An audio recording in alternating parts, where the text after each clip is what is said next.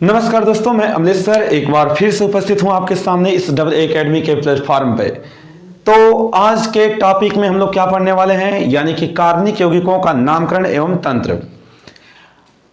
कार्बनिक यौगिकों के नामकरण एवं वर्गीकरण में हम आसानी से यह सीख पाएंगे कि किसी भी कार्बनिक यौगिकों का नामकरण कैसे किया जाएगा और उसका नाम कैसे लिखते हैं। और यह जो टॉपिक है कक्षा 10 के रसायन विज्ञान में लेसन नंबर 4 यानी कार्बन एवं उसके यौगिक, और कक्षा 11 की क्लास में आपको मिलेगा कार्बनिक यौगिकों का वर्गीकरण एवं नामकरण। और वैसे भी हम लोग जानेंगे कि यह एक ऑर्गेनिक केमिस्ट्री है, यानी कि कार्बनिक रसायन है। इसमें हम किसी भी कार्बनिक यौगिकों का नामकरण आसानी से कैसे लिखेंगे, इसमें आपको मिलेगी एक सीरीज, और उस सीरीज के माध्यम से आप लोग सीख पाएंगे कि इसी कार्बनिक यौगिकों का नामकरण कैसे किया जाता है और कैसे लिखते हैं हम लोग। तो हमारे आसपास बहुत से कार्बनिक यौगिक है, मेथेन, एथेन, प्रोपेन, ब्यूटेन। जिस यौगिक का नामकरण कैसे लिखा जाएगा उसके लिए जो फार्मूले हैं, रूल हैं, नियम हैं, वो हम सब बताने वाले हैं। तो इस सीरीज के माध्यम से हो सकता है कि 5 से लेकर 7 वीडियो आपको मिलेंगे। उस सभी वीडियो के माध्यम से आप कार्बनिक यौगिकों का नामकरण आसानी से कर सकते हैं। तो किसी भी कार्बनिक यौगिकों का नामकरण करने के लिए हम कुछ मुख्य इंपॉर्टेंट बातें पढ़ेंगे, यानी हमारे पास कुछ शब्दावलियां हैं। जिस शब्दावली को हम लोग जानेंगे पहले, उस शब्दावली के माध्यम से कार्बनिक यौगिकों का नामकरण हम लोग कर सकते हैं। तो सबसे पहले हम लोग जानेंगे कि कार्बनिक यौगिकों का वर्गीकरण एवं नामकरण क्या होता है और कार्बनिक यौगिक किसे कहते हैं, ठीक ना। तो कार्बन युक्त यौगिकों को हम लोग क्या बोलते हैं, कार्बनिक यौगिक। कार्बन युक्त यौगिकों को क्या बोला जाता है, कार्बन युक्त यौगिकों को कार्बनिक यौगिक बोलते हैं। जैसे कि इसमें आते हैं कौन चीज, CH4, इसको बोलते हैं मेथेन। क्या बोलते हैं इसको, मेथेन। और हमारे पास और यौगिक हैं जैसे C2H6, इसको बोलते हैं हम लोग एथेन। और एक और यौगिक है C3H8, इसको बोलते हैं हम लोग प्रोपेन। क्या बोलते हैं, प्रोपेन। तो एक कार्बनिक यौगिक है मेथेन और एथेन और प्रोपेन। तो आप यह सीख पाएंगे इस यौगिक में कि इसका नाम मेथेन कैसे पढ़ रहा है, इसका नाम एथेन कैसे पढ़ रहे हैं, इसका नाम प्रोपेन कैसे पढ़ रहे हैं। तो मेथेन में कितने कार्बन होंगे, एथेन में कितने कार्बन होंगे और प्रोपेन में कितने कार्बन होंगे, कितने हाइड्रोजन होंगे, उसमें कौन कौन से फार्मूला लगने वाले हैं, कब डबल बॉन्ड लगेगा, कब सिंगल बॉन्ड लगेंगे, और संतृप्त यौगिक क्या है, असंतृप्त यौगिक क्या है, और कार्बनिक यौगिक क्या है, अकार्बनिक यौगिक क्या है। और इसमें हम लोग ये भी सीखेंगे कि एल्केन क्या है, एल्कीन क्या है, एल्काइन क्या है, संतृप्त यौगिक क्या है, असंतृप्त यौगिक क्या है। फिर इसके बाद एरोमेटिक यौगिक क्या है, खुली श्रृंखला यौगिक क्या है, बंद श्रृंखला यौगिक क्या है। इन सभी चीज़ों के बारे में पहले हम लोग अध्ययन करेंगे ताकि कार्बनिक यौगिकों को आसानी से हम लोग समझ सकें, ठीक है। तो आइए हम लोग स्टार्ट करते हैं बिना देरी किए। कार्बनिक रसायन, यानी कि हम लोग पढ़ सकते हैं क्या चीज़, कार्बनिक रसायन। कार्बनिक रसायन का मतलब है कि रसायन विज्ञान की वह शाखा जिसके अंतर्गत हम लोग क्या पढ़ते हैं, कह रहे हैं, बोल रहे हैं क्या चीज, रसायन विज्ञान की वह शाखा जिसके अंतर्गत कार्बन युक्त यानी कि सभी प्रकार के कार्बन युक्त यौगिकों का अध्ययन किया जाता है। कह रहा कि रसायन विज्ञान की वह शाखा जिसके अंतर्गत सभी प्रकार के कार्बन युक्त यौगिकों का अध्ययन किया जाता है, क्या कहलाते हैं, कार्बनिक रसायन कहलाते हैं। यानी कि हम लोग इसमें क्या कहते हैं, कार्बन युक्त यौगिकों का अध्ययन करते हैं, उसमें लोग कार्बनिक रसायन कहते हैं, ठीक ना।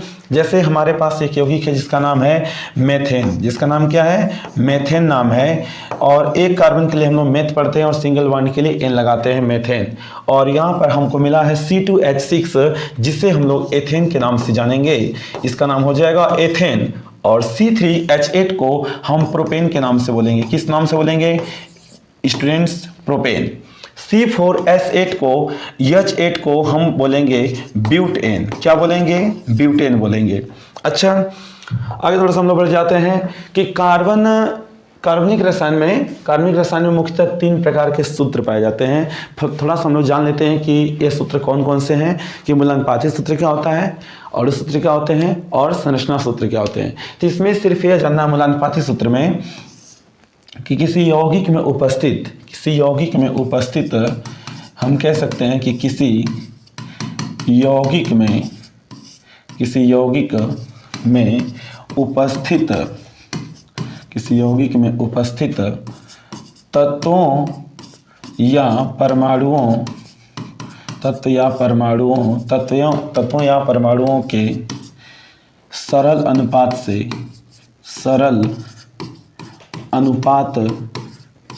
से बना सूत्र जो होते हैं वो क्या कहते हैं, उसे हम लोग मूलानुपाती सूत्र कहते हैं। जैसे हमारे पास एक यौगिक है, आप देख सकते हैं कि ग्लूकोज क्या होता है, एक हमारे पास एक ग्लूकोज C6H12O6। अगर हम इसके मूलानुपाती सूत्र की अगर बात करेंगे, यह ग्लूकोज का अणु सूत्र है, और इसका अगर हम लोग मूलानुपाती सूत्र की अगर बात करेंगे कि मूलानुपाती सूत्र क्या होता है, मूलानुपाती सूत्र क्या होते हैं, तो इसके ग्लूकोज के जो मूलानुपाती सूत्र होंगे C होंगे, H होंगे और ऑक्सीजन होंगे। इसमें कितने प्रकार के तत्व हैं, तो 3 प्रकार के तत्व हैं, एक कार्बन है, हाइड्रोजन है और एक ऑक्सीजन है। तो कार्बन, हाइड्रोजन और ऑक्सीजन जो है, इसमें आप देख रहे हैं कि 6 और 12 और 6 के अनुपात में है। और इसको हम काट के अगर छोटा करें, यानी ऐसी संख्या ढूंढिए जो तीनों में आपको कॉमन दिख रहा हो। तो 6 और 12 और 6 का अनुपात निकालेंगे तो आपको मिलेगा 6 और 6 कॉमन करेंगे, 6 कम 6, 6 2 या 2, 6 1 कम 6, यानी 1 संबंध 2 संबंध 1 के अनुपात में मिल रहे हैं। यानी कि 1 कार्बन, 2 हाइड्रोजन और 1 ऑक्सीजन हो जाएंगे। यानी हमको मिला CH2O। यानी आपको मिल गया कि ग्लूकोज का जो अणु सूत्र होगा वो हो जाएगा क्या चीज़ है, CH2O। ठीक, अच्छा, हम अगर बात करेंगे कि कुछ यौगिक हम लोग ले लेते हैं, क्या चीज़ है, एक में रख देते हैं यौगिक और एक में रख लेते हैं हम लोग अणु सूत्र और एक में रख देते हैं क्या चीज़ है, मूलानुपाती सूत्र।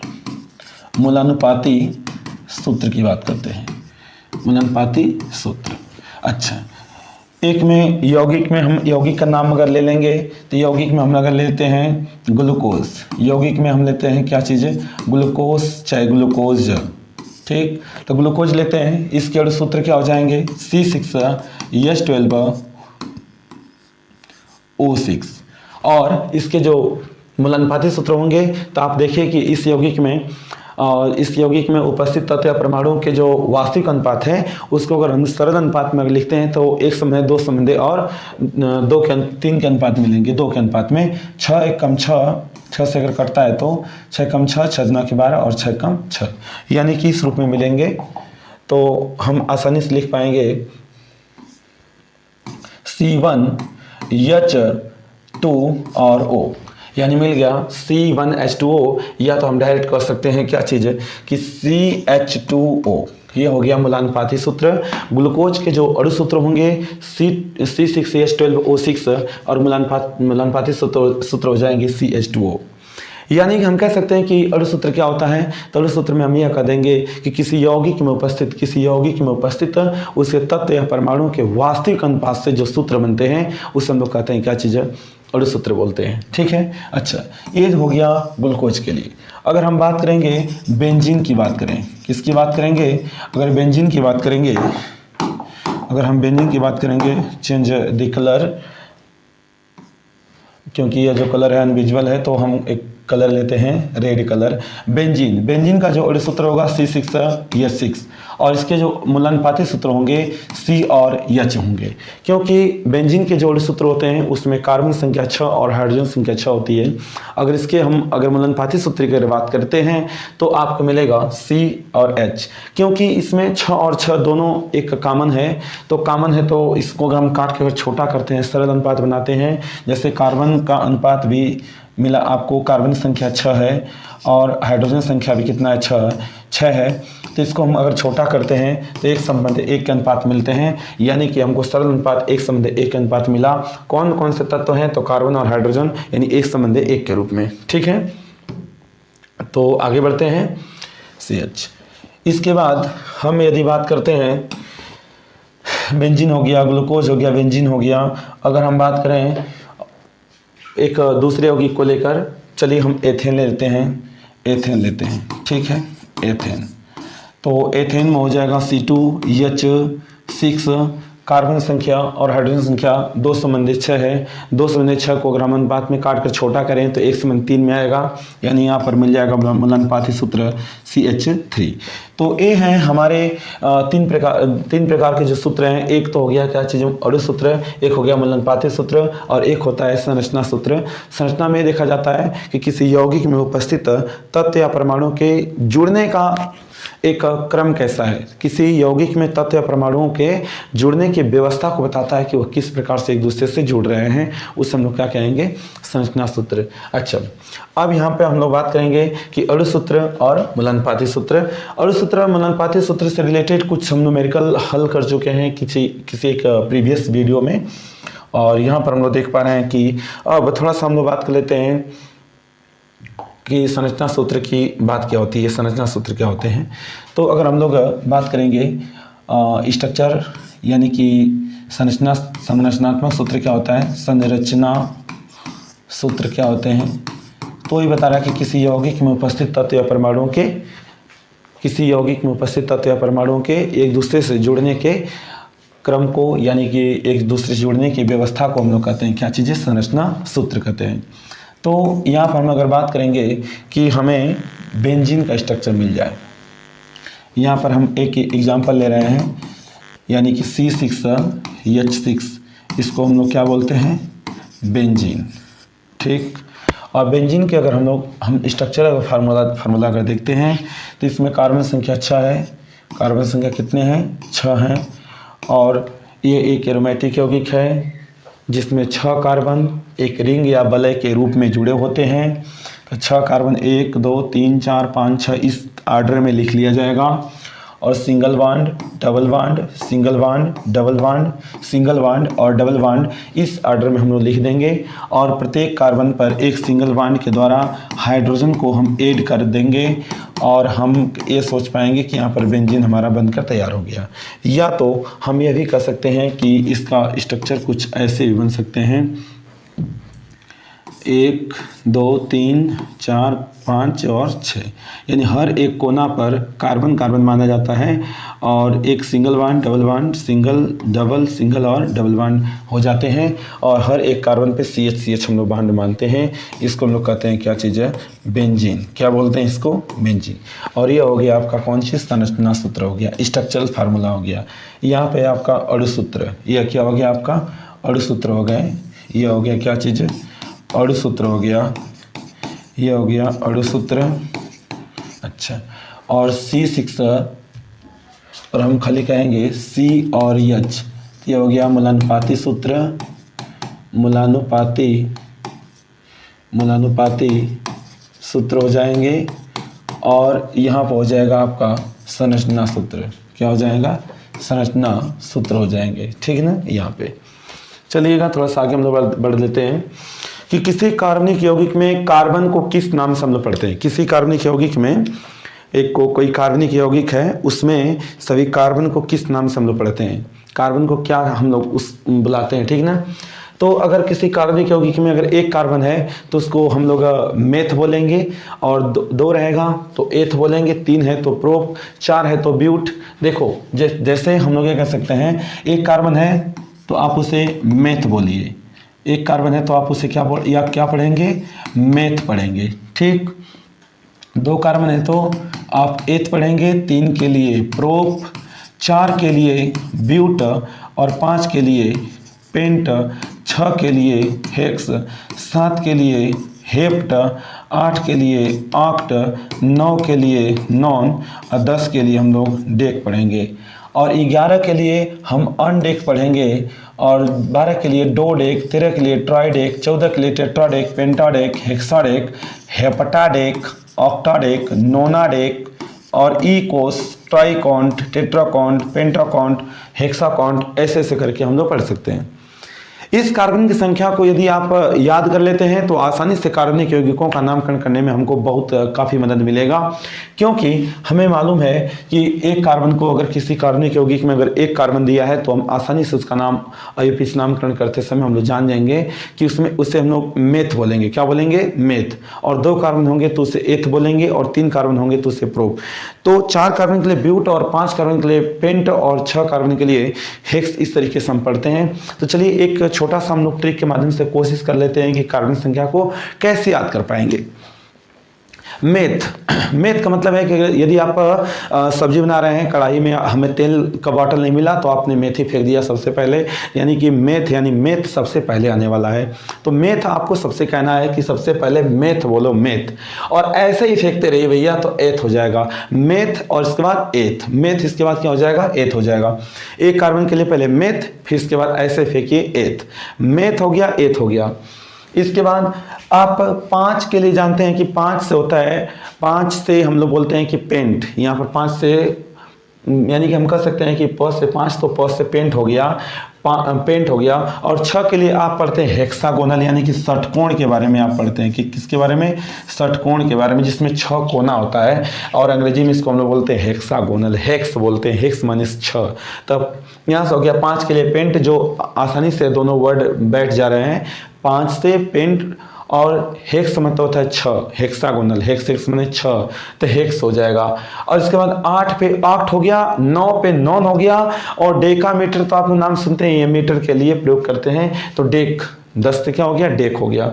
तो मेथ हो गया, एथ हो गया, पेंट हो गया, और हेक्स हो गया, 8 हो गया, 9 हो गया, और डेक हो गया। कुछ बच रहे हैं तो उसको हमें रिमेम्बर करना होगा कि 3 के लिए प्रोप, 3 के लिए क्या चीज़? प्रोप, और 4 के लिए ब्यूट। 4 के लिए क्या याद रखना है? ब्यूट। 4 के लिए ब्यूट, और 7 के लिए हेप्ट हो जाएगा। 7 के लिए क्या हो जाएंगे? हेप्ट हो जाएंगे। तो आसानी से इन बातों को हम लोग याद कर लेते हैं 10 कार्बन तक, तो हम मैक्सिमम कार्बनिक यौगिकों का नामकरण आसानी से कर लेंगे। जैसे एक कार्बन के लिए आपको मेथ पढ़ना है, 2 कार्बन के लिए एथ, मेथ, एथ, फिर इसके बाद प्रोप, ब्यूट। क्या चीज करना है? 3 के लिए प्रोप, 4 के लिए ब्यूट, 5 के लिए पेंट हो जाएंगे, और 6 के लिए हेक्स, 7 के लिए हेप्ट, फिर ऑक्ट, नॉन, डेक। और याद करना आपकी जिम्मेदारी है। इससे यदि आप याद कर लेते हैं तो कार्बनिक यौगिकों का नामकरण आसानी से सीख पाएंगे। सिर्फ हमारा उद्देश्य है, हम आपको यह बता रहे हैं कि 1 से लेकर 10 तक के नाम को इस तरीके से इस क्रम में यदि आप रिमेम्बर कर लेते हैं तो कार्बनिक यौगिकों का नामकरण सीखना बहुत आसान हो जाएगा। आप इसे आसानी से कई बार आप नोट कीजिए, लिखिए, और आसानी से इसका नामकरण आपको याद हो जाएंगे। 1 के लिए बोल दीजिए मेथ, 2 के लिए एथ, 3 के लिए प्रोप, 4 के लिए ब्यूट, 5 के लिए पेंट, और 6 के लिए हेक्स, 7 के लिए हेप्ट, 8 के लिए ऑक्ट, नॉन, और डेक। ठीक है। और 11 के लिए हो जाएगा, डेक माने 10 होता है, अन माने 1, तो अनडेक यानी कि 11, डोडेक, ट्राइडेक, टेट्राडेक, पेंटाडेक, हेक्साडेक, हेप्टाडेक, ऑक्टाडेक, नोनाडेक, इकोस, ट्राइकॉन, टेट्राकॉन, पेंटाकॉन। इस तरीके से करके हम लोग आगे भी बढ़ जाते हैं। ठीक है, ठीक है। और हम लोग जानेंगे कि कार्बनिक यौगिक में थोड़ा सा कार्बन के बारे में जानना जरूरी है कि क्योंकि कार्बन क्या होते हैं। कार्बन एक ऐसे पदार्थ हैं, यह एक हम लोग कह सकते हैं कि यह न तो धातु न तो उपधातु, या हम कह सकते हैं कि एक उपधातु के रूप में प्रयोग किए जाते हैं। और कार्बन जो होते हैं यह एक ऐसे पदार्थ होते हैं जिसके उपस्थिति में करंट क्या हो जाती है, मार्ग में रुकावट उत्पन्न हो जाते हैं। और कार्बन का जो संकेत होता है इसे C से प्रदर्शित करते हैं। इसका परमाणु क्रमांक 6 होते हैं, परमाणु भार 12 होते हैं। और यदि हम इसका इलेक्ट्रॉनिक विन्यास करें तो कार्बन के लिए, तो कार्बन का इलेक्ट्रॉनिक विन्यास आपको मिलेगा 2 और 6, यानी K कोष में 2 इलेक्ट्रॉन तो L कोष में 4 इलेक्ट्रॉन। इस तरीके से हम देख पाएंगे, यानी कि कार्बन के संयोजी इलेक्ट्रॉन की जो संख्या होगी वह संख्या कितना है, संयोजी इलेक्ट्रॉन की संख्या जो है वह 4 है। अतः कार्बन की संयोजकता जो होगी, कार्बन की संयोजकता जो होगी, कार्बन की जो संयोजकता वह कितना, वह 4 होगी। और कार्बन के जो भाग होते हैं, कई भाग होते हैं। एक कार्बन के जो अपर रूप होते हैं, एक शुद्ध वाले भाग जो होते हैं कार्बन को जो वो पास पास में सटा के रखते हैं तो डायमंड बनते हैं, हीरा बनते हैं। और कार्बन के जो अशुद्ध वाले भाग होते हैं उसमें हम लोग कह सकते हैं ग्रेफाइट बनते हैं। एक और भाग होते हैं जिसमें लोग फुलेरिन के नाम से जानते हैं। इसमें हमें केवल बहुत कम मात्रा में जानना है कि कार्बन का संकेत C से हो गया, कार्बन का परमाणु क्रमांक हो गए, यह परमाणु क्रमांक हो गए 6, और भार हो गया कितना 12 हो गया, ठीक। इसका भार हो गया कितना 12, और यहाँ पे हम लिख सकते हैं बाहरी कोश में कितने 4 इलेक्ट्रॉन हैं, संयोजी इलेक्ट्रॉन 4 हो गए हैं, कार्बन संयुक्ता कितने 4 हो गए। और कार्बन हम लोग बात करेंगे आगे थोड़ा सा कि कार्बन पर कितने बंध बनते हैं, किस तरीके से। तो कार्बन पे 4 एकल बंध बनते हैं, या तो कार्बन पे 2 डबल बॉन्ड आप बना सकते हैं, क्योंकि कार्बन के संयोजी कोश में इलेक्ट्रॉन संख्या जो होते हैं वह 4 होते हैं, तो इसकी संयोजकता जो होती है वह 4 हो जाएगी। जब कार्बन की संयोजकता 4 हो जाएगी तो हम इस पर यही कर सकते हैं कि हर हालत में कार्बन पे वैलेंसी जो होती है, कार्बन की संयोजकता जो होती है वह 4 होती है। कार्बन पे 4 एकल बंध हो सकते हैं, या तो 2 डबल बॉन्ड बन सकते हैं, या तो कार्बन पर एक ट्रिपल बॉन्ड और एक सिंगल बॉन्ड बन सकते हैं, या फिर कार्बन पर एक डबल बॉन्ड और 2 सिंगल बॉन्ड बन सकते हैं। या हम ये भी कर सकते हैं कि कार्बन पर जो डबल बॉन्ड उस साइड बना है इधर भी हो सकते हैं, और सिंगल बॉन्ड इधर और नीचे दबन के ऊपर बना सकते हैं। और ये कोई ज़रूरी नहीं है कि हम डबल बॉन्ड एक लेफ्ट साइड और राइट साइड में लगाए हैं, इसको अप और डाउन पोजीशन पे या लेफ्ट और अप पोजीशन पे हम लोग कर सकते हैं। इसको राइट, इसको लेफ्ट, या फिर इसको अप, इसको डाउन, या इसको डाउन, इसको हम लोग अप साइड में लिख सकते हैं। कोई दिक्कत, कोई प्रॉब्लम्स नहीं होने वाली है। यानी कार्बन पे ही होना चाहिए या फिर कार्बन पे ही बना होना चाहिए। कार्बन की जो संयोजकता है, संयोजन करने की जो क्षमता होती है वह 4 होती है। यदि कार्बन पे 4 एकल बॉन्ड होते हैं, यदि कार्बन पे अगर 4 एकल बॉन्ड होते हैं तो हम यह कह देंगे, कार्बन पे 4 एकल बॉन्ड होते हैं तो यहाँ पर कार्बन पे 4 एकल बॉन्ड होते हैं तो इस पर sp संकरण पाए जाते हैं, और इस पर 2 डबल बॉन्ड होते हैं, इस पे sp संकरण, और इस पे भी sp संकरण, इस पर भी sp2 हो जाते हैं, और इस पर भी sp2 संकरण हो जाते हैं। ठीक है, कार्बन पे सिर्फ हमें बंध को लेकर चलना है कि कार्बन पे कब 4 सिंगल बॉन्ड होंगे, कब 2 डबल बॉन्ड होंगे, कब एक ट्रिपल बॉन्ड होगा, एक सिंगल बॉन्ड होगा, या एक डबल बॉन्ड होंगे और 2 सिंगल बॉन्ड बनेंगे। अब थोड़ा समझानेंगे कि कार्बनिक यौगिकों का वर्गीकरण, कार्बनिक यौगिकों को कितने भागों में क्या किया गया है, बांटा गया है, वर्गीकृत किया गया है। तो कार्बनिक यौगिकों का जो वर्गीकरण है, कार्बनिक यौगिकों के संरचना के आधार पर, उनके गुणों के आधार पर निम्न भागों में बांटा गया है। तो हमारी जो केमिस्ट्रीज है यहाँ से स्टार्ट होती है, यहाँ से। ठीक है, इसके बारे में हम लोग जानेंगे कार्बनिक यौगिकों का वर्गीकरण। ठीक है, चलिए, कार्बनिक यौगिकों के जो वर्गीकरण है, कार्बनिक यौगिक यानी इसको हम अंग्रेजी में बोले तो ऑर्गेनिक केमिस्ट्री बोलते हैं। क्या बोलते हैं? ऑर्गेनिक केमिस्ट्री बोलते हैं। चलिए, इसको बोलते हैं क्या चीज़? Organic chemistry. चलिए,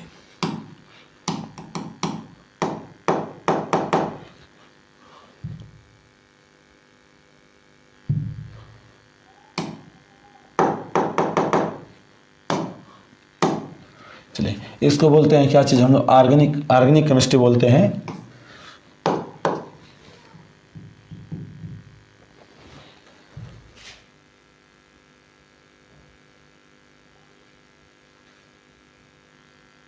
चलिए, ठीक है।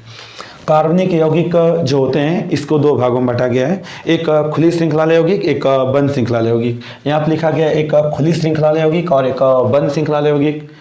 खुली श्रृंखला यौगिक होते हैं एकदम खुले होते हैं एकदम, उसमें क्या होते हैं कि 2 सिरे पाए जाते हैं, और उसमें 2 सिरे पाए जाते हैं, उसमें प्रथम और अंतिम कार्बन एक दूसरे से डायरेक्ट नहीं जुड़े होते हैं, वो खुली श्रृंखला यौगिक कहलाते हैं। बंद श्रृंखला यौगिक में क्या होते हैं कि इसमें पहले कार्बन और आखिरी कार्बन एक दूसरे से जुड़े होते हैं, इसमें कोई सिरा नहीं पाया जाएगा।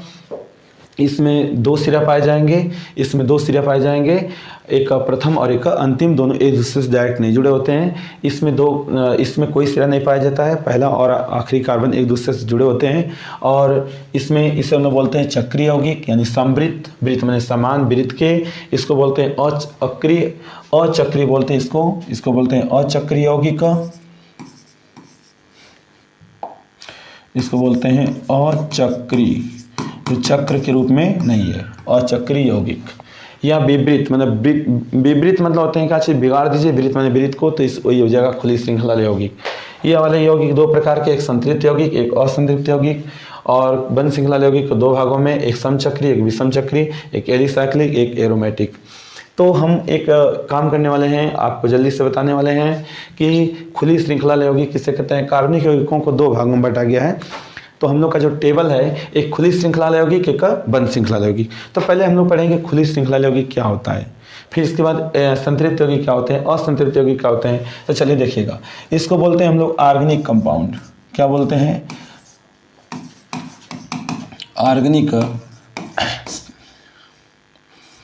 Organic compound. एक बार यहाँ से हम लोग समझ लेते हैं, फिर एक बार आगे बढ़ते हैं।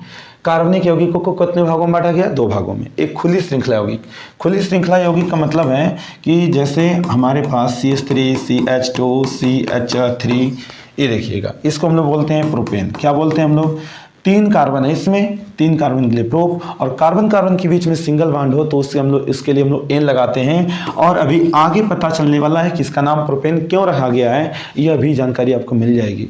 थोड़ा सा देखिएगा, 3 कार्बन, 1 2 3 कार्बन के लिए हम लोग प्रोप पढ़े हैं। जैसे आप लोग देख पा रहे होंगे यहाँ पे देखिएगा, जैसे आपको हमने बता दिया कि 3 कार्बन के लिए क्या पढ़ते हैं हम लोग? प्रोप पढ़ते हैं। और अगर सिंगल बॉन्ड लगा हो तो उसे हम लोग क्या बोल देंगे? तब N लगा देंगे। क्या लगा देंगे? N लगा देंगे। ठीक है, चलिए। तो यहाँ पर हो गया कितने? खुली श्रृंखला वाले यौगिक, ऐसे कार्बनिक यौगिक जिसमें 2 सिरे पाए जाते हैं, एक प्रथम और एक अंतिम, जिसमें 2 सिरे पाए जाते हैं। और दोनों कार्बन, ऐसे कार्बनिक यौगिक जिसमें 2 सिरे पाए जाते हैं तथा उसके प्रथम और अंतिम कार्बन एक दूसरे से डायरेक्ट नहीं जुड़े होते हैं। और हम यह कह सकते हैं कि वह एक अचक्रीय यौगिक होता है, चक्र के रूप में नहीं है, इसलिए इसका नाम रखा गया है अचक्रीय यौगिक। या तो हम कह सकते हैं विवृत, यानी कोई वृत्त है, कोई टायर है, इसको काट दिया गया तो यह खुल जाएगा। जब खुलेगा तो ऐसे हो जाएंगे, तो यानी कि हम लोग कह देंगे कि यह विवृत है, मतलब वृत्त के जैसा नहीं है, यह खुली श्रृंखला वाले यौगिक है। तो यहाँ पर हम ये जानेंगे हम लोग कि खुली श्रृंखला यौगिक क्या होते हैं, इसके एग्जाम्पल क्या हैं। तो प्रोपेन हो गया, ब्यूटेन भी हो सकते हैं, ब्यूटेन जैसे CH3, CH2, CH2, CH3। तो इसके लिए कितना हो जाएंगे? ब्यूट और सिंगल बॉन्ड के लिए N, नाम हो गया क्या चीज़? ब्यूटेन। अब इसमें थोड़ा समझ जानेंगे संतृप्त यौगिक क्या होता है। इससे हम लोग बोलते हैं क्या चीज़ है? खुली श्रृंखला यौगिक को क्या बोलते हैं? Open chain compound. क्या बोलते हैं इसको? Open chain compound, open chain compound, खुली श्रृंखला यौगिक। ठीक, खुली श्रृंखला यौगिक को आपको बता दिया गया कि जिसमें 2 सिरे पाए जाते हैं, वे एक दूसरे से पहले और अंतिम से डायरेक्ट नहीं जुड़े होते हैं, खुली श्रृंखला यौगिक कहलाते हैं। ठीक, संतृप्त यौगिक क्या होते हैं? तो वे खुली श्रृंखला यौगिक, इसको बोलते हैं सैचुरेटेड कंपाउंड, इसको बोलते हैं अनसैचुरेटेड कंपाउंड। तो संतृप्त यौगिक किसे कहते हैं? तो वे यौगिक जिसमें कार्बन कार्बन के बीच में डबल बॉन्ड या ट्रिपल बॉन्ड पाए जाते हैं। वे कार्बनिक यौगिक जिसमें कार्बन कार्बन के बीच में केवल सिंगल बॉन्ड पाए जाते हैं, वो संतृप्त यौगिक। जिसमें कार्बन कार्बन के बीच में डबल बॉन्ड या ट्रिपल बॉन्ड पाए जाते हैं, उसे असंतृप्त यौगिक। तो आइए हम लोग इसको विस्तार से हम लोग पढ़ते हैं। कार्बनिक यौगिकों का जो वर्गीकरण है, इसको विस्तार से, एक बार खुली श्रृंखला, एक बार बंद श्रृंखला, फिर इनके प्रकार, ऐसे करके पढ़ते हैं। आइए, खुली श्रृंखला यौगिक, इसको बोला जाता है open chain compounds, open chain compounds, खुली श्रृंखला वाले यौगिक। ऐसे कार्बनिक यौगिक जिसमें 2 सिरे पाए जाते हैं, अर्थात दोनों सिरे एक दूसरे से जुड़े नहीं होते हैं। जैसे हमारे पास एक यौगिक है जिसका नाम है ब्यूटेन। ब्यूट के लिए कितने कार्बन? 1 2 3 4, और सिंगल बॉन्ड है, N लगा हुआ है, तो सिंगल बॉन्ड लगाएंगे। और यहाँ पर लगाएंगे CH3, H3 और H3, और बीच में 3 नहीं होकर बल्कि यहाँ पर 2 होने वाले हैं, CH2, क्योंकि कार्बन पे तो बंध बनते हैं 4 ही, तो 4 बंध बनते हैं। तो इसको इस तरीके से दर्शाया गया है कि सिंगल सिंगल सिंगल बॉन्ड, और यहाँ पे हम देख रहे हैं कि अगर एकल बॉन्ड लगाएंगे तो इस तरीके से लगेंगे, और यहाँ पे हाइड्रोजन इस कार्बन की वैलेंसी को पूरा कर देगा, तो हाइड्रोजन एटम यहाँ पर हम लगा सकते हैं। ठीक, इस तरीके से तो हम ये कहेंगे ब्यूटेन, क्या कर देंगे यहाँ पर ब्यूटेन। तो 4 कार्बन के लिए क्या हो जाएंगे ब्यूट, और कार्बन कार्बन के बीच में सिंगल बॉन्ड है तो हो जाएंगे एन। तो खुली श्रृंखला यौगिक का ऐसे कार्बनिक यौगिक जिसमें 2 सिरे पाए जाते हैं और दोनों सिरे एक दूसरे, पहले और अंतिम कार्बन एक दूसरे से डायरेक्ट नहीं जुड़े होते हैं, वो अलग अलग होते हैं। तो इस कार्बनिक यौगिक को हम लोग क्या बोलेंगे, खुली श्रृंखला यौगिक कह सकते हैं, खुली श्रृंखला यौगिक के नाम से जानेंगे। ठीक है। अच्छा, खुली श्रृंखला यौगिकों में 2 भागों में विभाजित किया गया है। कौन कौन, एक संतृप्त यौगिक और एक असंतृप्त यौगिक। तो खुली श्रृंखला में जो पहला यौगिक है संतृप्त, अंग्रेजी में बोलते हैं क्या चीज़, सेचुरेटेड कंपाउंड्स। ऐसे कार्बनिक यौगिक जिसमें कार्बन कार्बन के बीच में एकल बंध पाए जाते हैं, अर्थात हम कह सकते हैं कि कार्बन पर सदैव 4 एकल बंध पाए जाते हैं, उसे हम लोग कहते हैं क्या चीज़, संतृप्त यौगिक। सेचुरेटेड कंपाउंड क्या है, तो वे खुली श्रृंखला वाले यौगिक का, ये खुली श्रृंखला यौगिक के अंतर्गत आते हैं। तो वे खुली श्रृंखला यौगिक जिसमें कार्बन कार्बन के बीच में कार्बन कार्बन के बीच में क्या पाए जाते हैं, सिंगल बॉन्ड पाए जाते हैं। हमने कह दिया कि पेंटेन, हमने क्या बोल दिया, पेंटेन। पेंट के लिए कितने कार्बन बताए गए हैं, 1 2 3 4 5, और कार्बन कार्बन के बीच में यदि सिंगल बॉन्ड दिया जाता है तो यहाँ पर हम हाइड्रोजन रख कर इस कार्बन की वैलेंसी को पूरा कर सकते हैं और आसानी से इसका तब नाम लिखा जाएगा।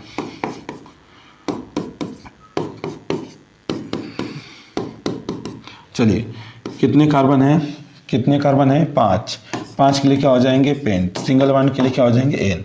यहाँ पर हम लोग बोल रहे हैं क्या चीज़, संतृप्त यौगिक किसे कहते हैं, तो ऐसे कार्बनिक यौगिक जिसमें कार्बन कार्बन के बीच में एकल बॉन्ड पाए जाते हैं उसे हम लोग संतृप्त यौगिक कहेंगे। ऐसे खुली श्रृंखला यौगिक जिसमें कार्बन कार्बन के बीच में एकल बॉन्ड पाए जाते हैं, वो ऐसे खुली श्रृंखला यौगिक जिसमें कार्बन कार्बन के बीच में सिंगल यानी एकल बंध पाए जाते हैं, अर्थात सभी कार्बन पर 4 एकल बंध पाए जाते हैं, वो खुली श्रृंखला यौगिक कहलाते हैं। और ये जो एग्जाम्पल है ये खुली श्रृंखला यौगिक का भी है और संतृप्त यौगिक के भी है। ऐसे कार्बनिक यौगिक जिसमें कार्बन कार्बन के बीच में एकल बंध पाए जाते हैं संतृप्त यौगिक कहलाते हैं, और यह खुली श्रृंखला यौगिक का भी उदाहरण है और यह संतृप्त यौगिक के भी उदाहरण है। और संतृप्त यौगिक में हम कोई भी यौगिक लेकर चलेंगे, जैसे हम यह कर सकते हैं एथेन, प्रोपेन, ब्यूटेन और हेक्सेन, जो भी यौगिक का नाम हम लेते हैं, तो इसमें इस प्रकार के जो भी यौगिक होंगे वह संतृप्त यौगिक कहलाएंगे, क्योंकि कार्बन कार्बन के बीच में एकल बॉन्ड पाए जाते हैं। ठीक है। अच्छा, आगे हम लोग पढ़ते हैं असंतृप्त यौगिक, यानी कि ऐसे कार्बनिक यौगिक जिसमें कार्बन कार्बन के बीच में डबल बॉन्ड या त्रिबंध उपस्थित होते हैं, द्विबंध या त्रिबंध उपस्थित होते हैं, चाहे डबल बॉन्ड या ट्रिपल बॉन्ड उपस्थित होते हैं, असंतृप्त यौगिक कहलाते हैं। जैसे हम यहाँ पर देख पाएंगे एग्जाम्पल के रूप में,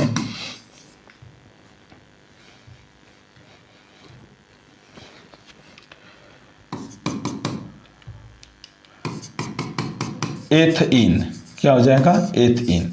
तो यहाँ पर आपको मिल जाएगा CH2 डबल बॉन्ड CH2। एक हमारे पास एथीन हो गया। ये अगला एग्जांपल जो है इसको हम लोग ले लेते हैं क्या चीज़, प्रोपीन में। तो प्रोपीन में कार्बन कितने हैं, 3 है, और एक डबल बॉन्ड हम लोग लगा लेते हैं यहाँ पर, और इसको हम लोग कहेंगे 2 कार्बन के लिए एथ और डबल बॉन्ड के लिए इन हो जाएंगे, नाम हो जाएंगे एथीन। और यहाँ पे कार्बन संख्या कितने हैं, कार्बन संख्या आपको मिल रहा है 3, तो इसकी वैलेंसी को पूरा करेंगे तो H2 लगाएंगे यहाँ पर, यहाँ VH3 लगा देंगे। तो अभी आगे हम लोग ये आपको बताने वाले हैं स्टूडेंट लोग कि इस कार्बन पे जैसे डबल बॉन्ड है और इधर CH2 लगाया गया है तो कैसे बन जा रहे हैं, किस तरीके से, इसको आपको हम समझाने वाले हैं। एक बार देखिएगा, अभी आगे भी सब बातें मिलने वाले हैं कैसे हम लोग संतुलित करते हैं। जैसे कार्बन कितने हैं, 3 है, कार्बन 1 2 3, और हमने इस पर डबल बॉन्ड लगा दिया, यहाँ पे सिंगल बॉन्ड लगाया। तो आप बताओ कार्बन पर अगर एक डबल बॉन्ड है और 2 सिंगल बॉन्ड होना चाहिए, तो 2 अगर सिंगल बॉन्ड होंगे तो इसको हम हाइड्रोजन, इतना हाइड्रोजन हमको रखना है इस पर ताकि ये सब लोग बैलेंस हो जाएं, संतुलित हो सकें। तो सिंगल बॉन्ड पर एक सिंगल बॉन्ड पे एक ही हाइड्रोजन हम लोग रखते हैं, तो यहाँ पर रख दिया जाएगा हाइड्रोजन और यहाँ भी रख दिया जाएगा हाइड्रोजन। और यहाँ पर 3 बॉन्ड हो गया, जैसे किसी एक कार्बन पे एक डबल बॉन्ड है और एक सिंगल बॉन्ड है, तो एक अगला एकल बॉन्ड हम लोग बनाएंगे तभी कार्बन की वैलेंसी पूरा होगी। तो जब हम लोग यहाँ पर सिंगल बॉन्ड बनाएंगे तो उससे हाइड्रोजन को जोड़ देंगे। यहाँ पे देखो 4 बंध कंप्लीट हो गया, यहाँ भी 4 बंध कंप्लीट हो गए, दोनों की संयोजकता पूरा हो गई, क्योंकि कार्बन की संयोजकता केवल 4 ही होती है। तो किस तरीके से हम लोग देख पा रहे हैं कि पहले से डबल बॉन्ड दिया था तो 2 सिंगल बॉन्ड बन सकते हैं, क्योंकि इसके इधर अन्य कोई परमाणु नहीं है, तो हाइड्रोजन को हम लोग बढ़ा सकते हैं। आगे एक बार सिंगल बॉन्ड है तो हम आगे 3 एकल बंध बनाएंगे और हाइड्रोजन को यहाँ पर लगा लेंगे, यही है प्रोपीन। क्या नाम इसका? नाम प्रोपीन। आगे आपको बात मिलने वाली है कि अगर कार्बन कार्बन के बीच में सिंगल बॉन्ड है तो उसके नाम के अंत में हम लोग एन लगाने वाले हैं, एल्केन जिसे सदस्य बोला जाता है। कार्बन कार्बन के बीच में डबल बॉन्ड है तो वहाँ पर हम लोग इन लगाने वाले हैं, और कार्बन कार्बन के बीच में अगर ट्रिपल बॉन्ड है तो वहाँ पर हम लोग आइन लगाने वाले हैं। एल्किन एल्केन एल्किन एल्काइन जल्दी भी आगे कॉन्सेप्ट हम लोग पढ़ने वाले हैं। अभी तो सिंपल बातें भी हम लोग पढ़ पा रहे हैं यहाँ पर कि असंतृप्त यौगिक क्या हैं। वे यौगिक जिसमें कार्बन कार्बन के बीच में डबल बॉन्ड या ट्रिपल बॉन्ड पाए जाते हैं असंतृप्त यौगिक कहलाते हैं। एक ट्रिपल बॉन्ड का एग्जांपल भी हम लोग देख लेते हैं। ट्रिपल बॉन्ड वाला असंतृप्त यौगिक में जैसे हमने नाम दे दिया प्रोपाइन। क्या नाम दे दिया? प्रोपाइन नाम दे दिया। तो 3 कार्बन के लिए प्रोप हो गया और आइन लिखा हुआ है तो एक ट्रिपल बॉन्ड देना पड़ेगा। तो ट्रिपल बॉन्ड कहाँ लगा देंगे? यहाँ या फिर यहाँ, तो हम कहीं लगा सकते हैं ट्रिपल बॉन्ड, लेकिन 2 जगह लगा देंगे तो इस कार्बन की वैलेंसी कंप्लीट नहीं हो पाएगी, दिक्कत हो जाएगी, क्योंकि कार्बन की वैलेंसी 4 ही होती है। तो यहाँ पर सिंगल बॉन्ड लगाया जाएगा। इस पर 3 बॉन्ड कंप्लीट हो चुके हैं तो अगला एक सिंगल बॉन्ड लगा के हाइड्रोजन लिख सकते हैं। चाहे सिंगल बॉन्ड नहीं लगाते हैं तो केवल यश लगा देंगे। इस पर कोई हाइड्रोजन नहीं लिखा जाएगा क्योंकि इस पर इसकी वैलेंसी पूरा हो चुकी है, और इस पर एक सिंगल बॉन्ड है तो हम इस कार्बन पे 3 हाइड्रोजन बॉन्ड मतलब 3 बॉन्ड लगाकर उसमें हाइड्रोजन लगा सकते हैं, या तो डायरेक्ट हम लिख सकते हैं CH3। और वही बात है क्योंकि इसको लिखा जाता है H और H और H, तो इस तरीके से हम लोग यहाँ पर लिख देंगे। इसका नाम हो जाएगा क्या चीज़ है? प्रोपीन। क्या नाम हो जाएगा? प्रोपाइन। क्या नाम हो जाएगा? प्रोपाइन हो जाएगा इसका नाम। ठीक है, थोड़ा सा आगे बढ़ जाते हैं हम लोग। बंध श्रृंखला वाले यौगिक किसे कहते हैं? तो ऐसे कार्बनिक यौगिक जिसमें वो सभी ऐसे कार्बनिक यौगिक जिसमें सभी कार्बन आपस में जुड़ करके मिल करके एक बंध श्रृंखला का निर्माण करते हैं, उस हम लोग क्या कहते हैं? बंध श्रृंखला वाले यौगिक। ठीक है, तो ऐसे कार्बनिक यौगिक जो चक्र के रूप में उपस्थित होता है उस हम लोग कहते हैं क्या चीज़ है? बंध श्रृंखला वाले यौगिक। और इसमें हम यह कह सकते हैं कि इसमें कम से कम 3 कार्बन का होना आवश्यक है। इसमें कम से कम 3 कार्बन का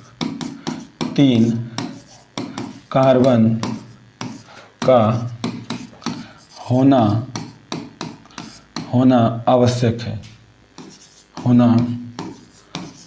आवश्यक है,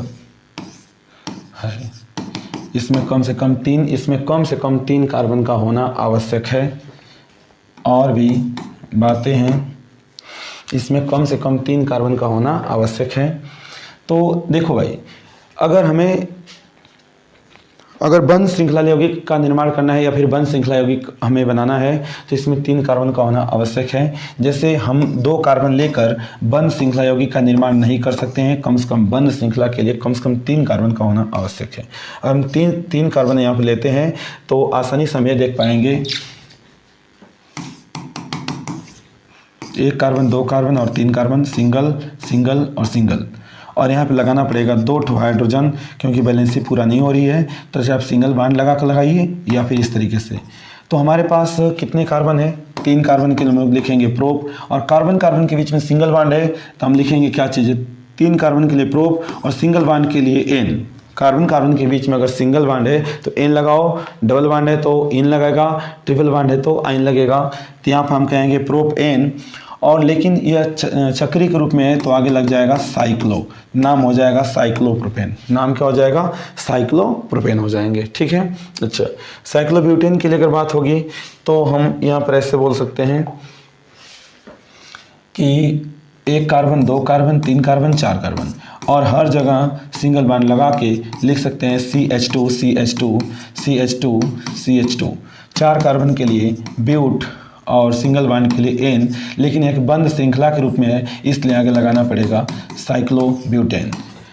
यह एक एग्जाम्पल जो है यह एक चक्रीय यौगिक का है, यानी कि बंद श्रृंखला वाले यौगिकों का है। अगर हम इस ब्यूटेन को यह बात करें कि इस ब्यूटेन को अन्य तरीक़ा से कैसे बनाया जा सके, तो बस आपको एक वर्ग बना लेना है, यह भी हो जाएगा आपका साइक्लोब्यूटेन हो जाएगा। ठीक, यदि हम यह कह दें कि हमें कुछ अन्य एग्जाम्पल चाहिए, तो कैसे बनाया जाएगा।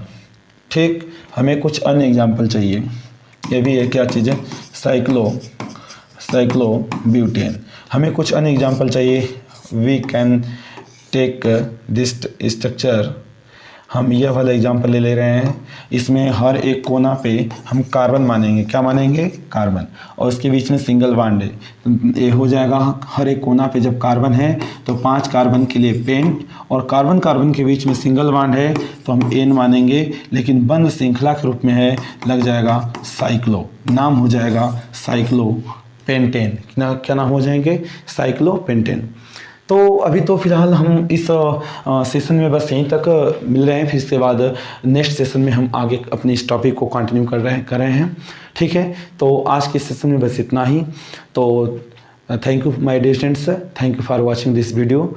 फिर हम लोग मिलते हैं नेक्स्ट सेशन में, तब तक के लिए दीजिए हमें अनुमति।